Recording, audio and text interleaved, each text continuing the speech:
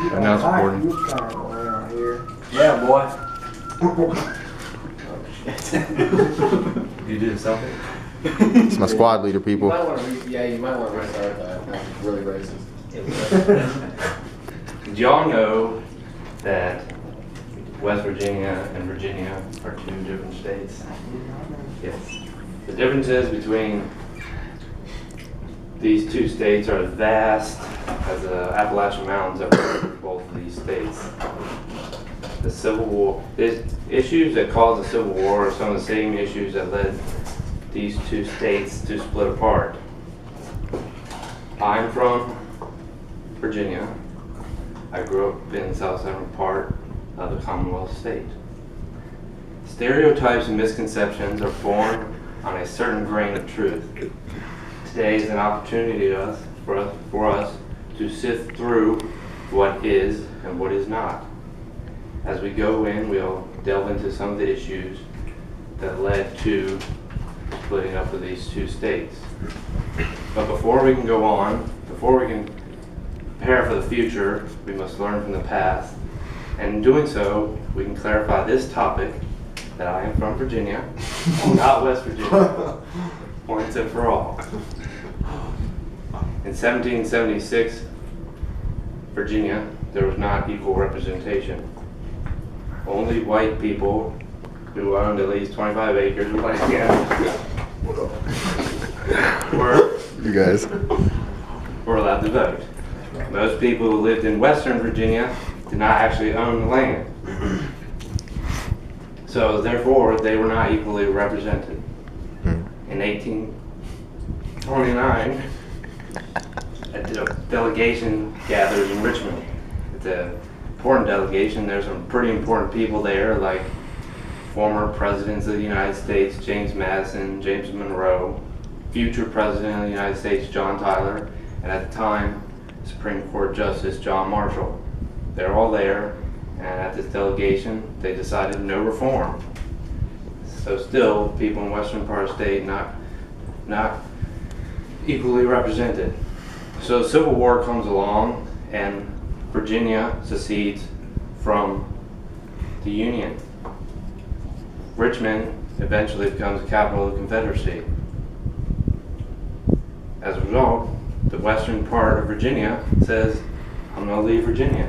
And in the middle of the Civil War, the Union adopts West Virginia as an official state. Yes. And then, let's see. We've learned a lot from history has shown us how it shaped culture. Now, the geography of these states can show us how it actually shaped these cultures. But first, before we go on, we got these. This is the state flag of Virginia, right here.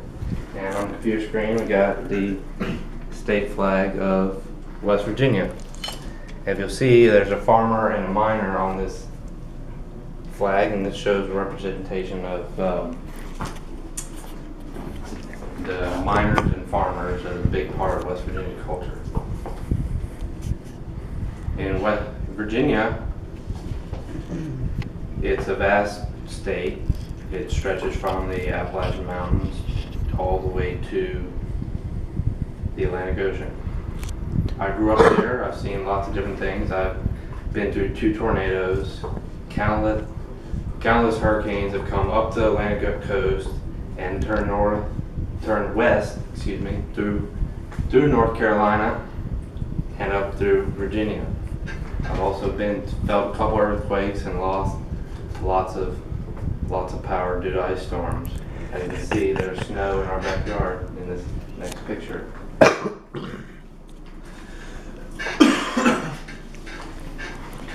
Like I was saying, Virginia is a very wide state, and its economy is not necessarily based on just one thing. West Virginia is a hilly yet landlocked state, and mining is an important part of their cornerstone.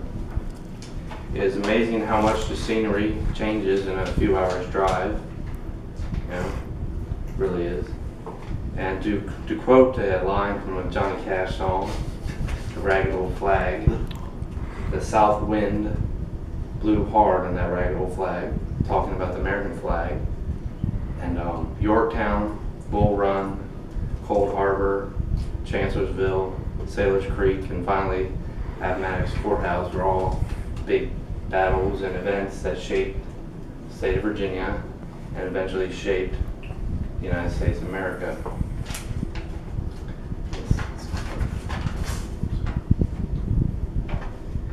Though intertwined at the onset of history, these two regions split apart from each other, and in the end they've carved their own indelible mark on the United States of America. Thank you.